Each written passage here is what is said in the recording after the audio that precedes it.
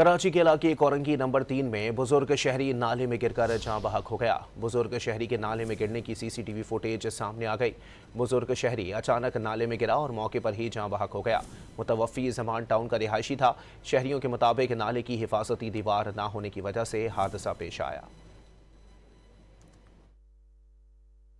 कराची के इलाके कोरंगी नंबर 3 में बुजुर्ग शहरी नाले में गिरकर जाँ बहक हो गया। बुजुर्ग शहरी के नाले में गिरने की सीसीटीवी फुटेज सामने आ गई।